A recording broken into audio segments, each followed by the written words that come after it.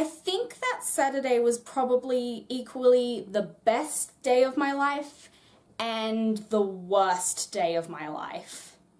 More on that later. Hey guys, Forever Fangirl here, and today I'm here with a recap of my experience of Comic-Con 2017. So I know this happened about 5 or 6 months ago, but I just never got around to making a video about it, and I probably would have just let it go, except for the fact that something really exciting happened when I went to Comic-Con last year. I met Jenna Coleman. This was really exciting because I have never ever met anyone who's quote-unquote famous before. I've never met any actors, I've never met any authors, nothing. This is mainly due to the fact that ever since I started going to conventions about 2 years ago, most of the guest stars that come to like Sydney conventions, because that's the place that I usually go to conventions, people I don't know, so it kind of sucks. I was fortunate enough to get tokens to both get a photograph and an autograph with Jenna, so I was really excited. A couple of weeks before, I came down with the flu and then tonsillitis, but fortunately that all went away before we were meant to go. The day before Comic-Con, I was over at Alicia's house with other Jess, aka Bubble Elf, because we had to get up really early the next day in order to get there in time. And everything was going great, you know, we were having lots of fun, and then I came down with a fever. Yep,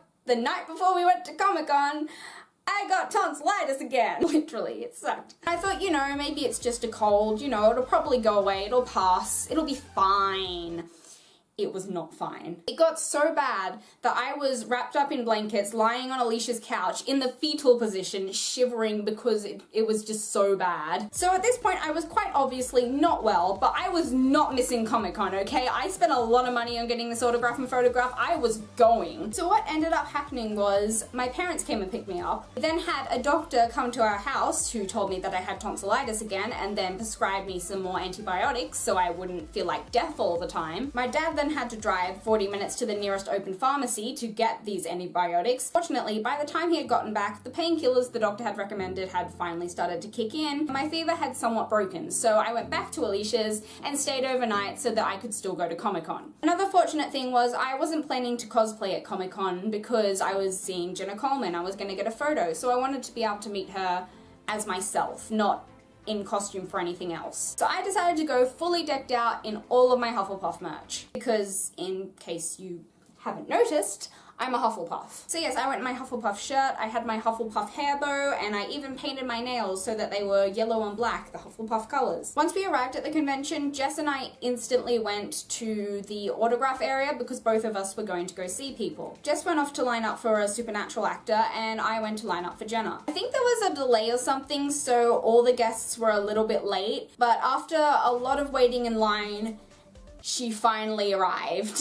I remember my first initial thoughts being, holy crap, she's right there. And then there was something along the lines of, oh my gosh, she's so British. But yes, thanks to the fact that we had gotten up very early to get here at an earlier time, my spot in line was pretty good and I only had about a half an hour wait. I debated getting my exclusive Clara Oswald pop vinyl signed, but in the end I decided against it because she would have had to sign the box, and I have all my pop vinyls sitting out of the boxes. So I decided to just take one of the posters that they offered for free that came with the autograph. When it was finally my turn, I chose a poster and told the Comic-Con volunteer my name so he could write it down on a little sticky note to stick to the poster. And before I knew it, I was standing in front of her. I decided that I didn't really want to have anything prepared to say to Jenna. I just wanted to maybe have a short conversation with her like she was just a normal person, because that's really what actors are in the end. So the conversation was something like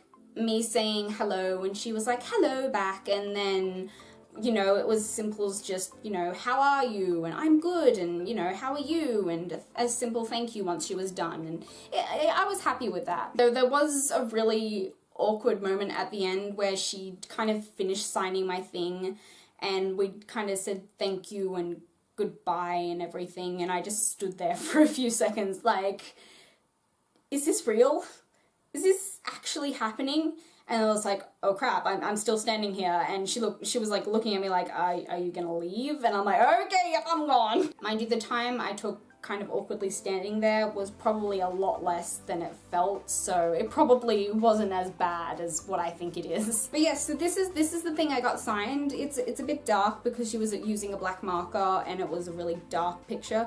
But I'm not sure if you can see, but yeah, it's got my name on it and then Love Clara and her signature there. So I was pretty happy with that. I will admit that after I got the autograph, I kind of just walked away and then, you know, realized 5 minutes later that I had no idea where I was going because I was just in shock. But that was a really great start to the day and I was really, really happy with it. Eventually I met up with Alicia and other Jess again, and Alicia informed me that she had found a weapons store selling this thing. Yeah, I bought a replica of Oathkeeper just as I was hoping to with Smash. Unfortunately, the keychain actually comes out, so I'm gonna have to super glue that in at some point. So the time slot that Jenna had for photographs wasn't until like 2 o'clock in the afternoon, so I killed some time by going around and looking at merch stalls. I also ran into a few friends of mine that I knew that were coming, so that was really great too. Unfortunately, around 1 o'clock, the painkillers that I was on were starting to wear off and I was starting to feel pretty bad again. But I pushed it aside because I had to line up for photographs soon. I think I kind of lucked out with the autograph line because when I arrived for the photograph,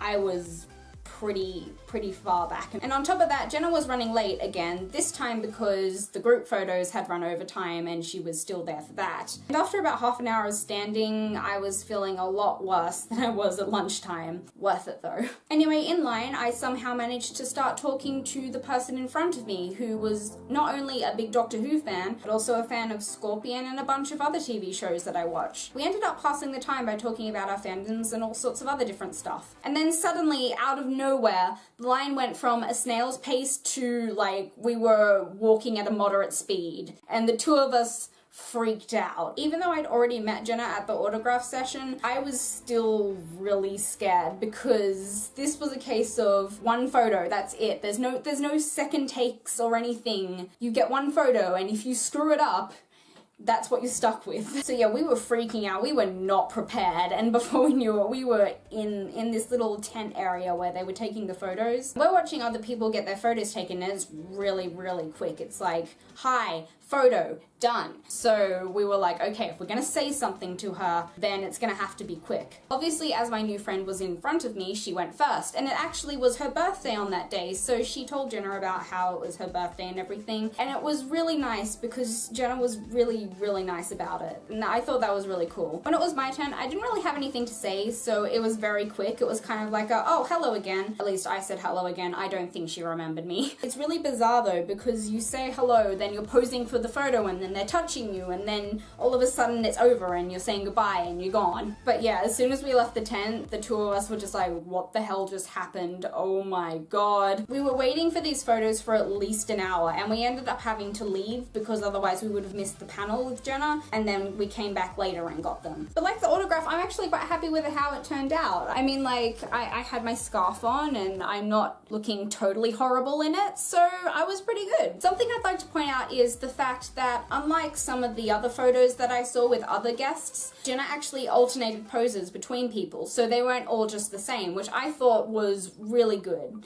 and I really liked that. As I said, before the two of us finally got our photos, we went down together to watch the Q&A panel that Jenna was doing, and I think that was probably my favorite part of the day. Like, at that point, it was probably around 4 o'clock. I felt pretty bad because just I was really worn down after so much standing and walking and physical activity in general. My throat was pretty sore and I had a headache, but it was still probably the best part of the day. Because like I said before, with the autographs and photographs, it was very quick. There wasn't much time to talk at all, really. But with the Q&A, it was a full hour of everyone in the room being allowed to ask questions, and Jenna answered them as best she could. And overall, she seems to be a really nice and really funny person. She has a really good sense of humor. So yes, that was probably my favorite part of the day. I was really happy after that. After the panel and we had gone back to get our photos, my new friend and I parted ways to never see each other again.